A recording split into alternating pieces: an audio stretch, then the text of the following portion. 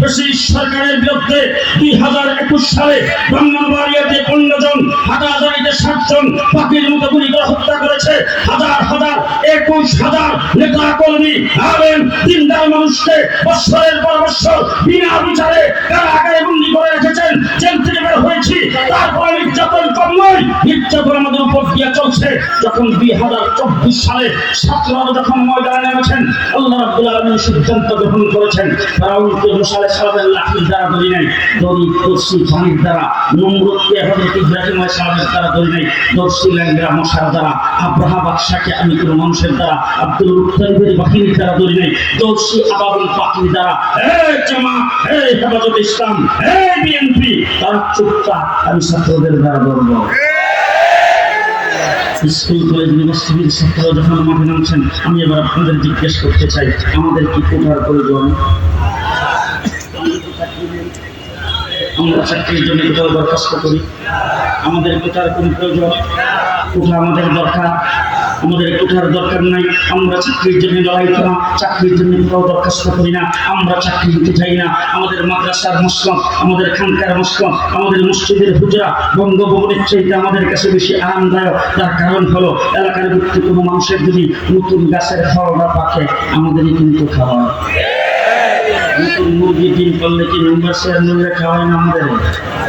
জি, বাসার মধ্যে যদি ভালো বাজারটা করে, পুষ্করির থেকে ভালো মাছটা যদি ধরা পড়ে, তাইলে সর্বপ্রথম ঘরে দেওয়া চায়।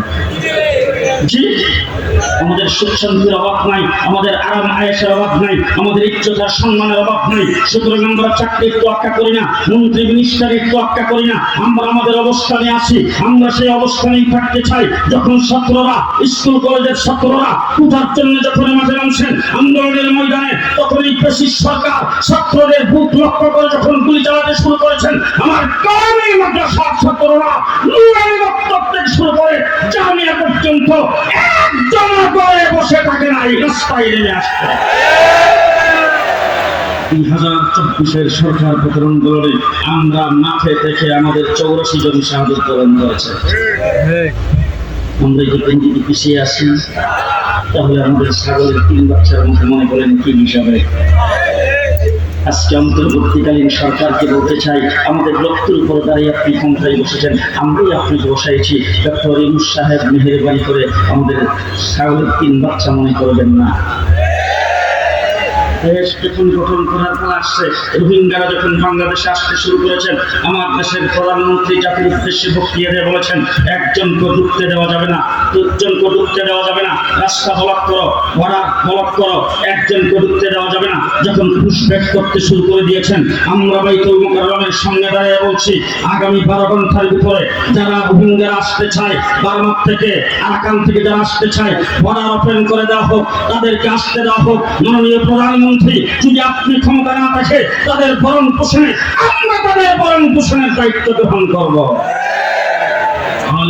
গ্রামের পক্ষ থেকে যখন সেই ঘোষণা দেওয়া হয়েছে, তখন আমরা দেখতে পাচ্ছি রাত্রের বেলায় প্রধানমন্ত্রীর কানে পানি ঢুকছে। তিনি তখন ঘোষণা দিয়েছেন তাদেরকে আসতে দাও। পরিষ্কার ভাষায় বলছি, তারা যখন বাংলাদেশে আসছেন, আসার পরে তাদের মাথা গুজাইবার জায়গা ছিল না, তাদের পেটে, তাদের মুখে একটু আহার গুজাইবার জায়গা ছিল না, তাদেরকে 5 টাকা দেওয়ার কেউ ছিল না। কারণ আপনারা যারা সরকার ছিলেন, যারা বেসরকারি সংস্থাগুলি আছেন, আপনারা তাকে আছেন জাতির সঙ্গীর দিকে, আপনারা তাকে আছেন বিদেশি সাহায্যের দিকে। সাহায্য আসবে, 4 ভাগের 3 ভাগ লুটপাট করবেন, আর 1 ভাগ হয়তো তাদের পেছনে খরচ করবেন। সেই লুটপাটের আশায় আপনারা ছিলেন। কিন্তু আমার বাংলাদেশের তৃণমূল পর্যায়ের কওমি মাদ্রাসা ছাত্র শিক্ষকেরা পরের দিন থেকে চাপিয়ে পড়েছেন। তাদের জন্য আহার বস্ত্রের ব্যবস্থা শুরু করে নাই, তাদের ধর্মীয় তাহজিব তামাদ্দুন টিকিয়ে রাখার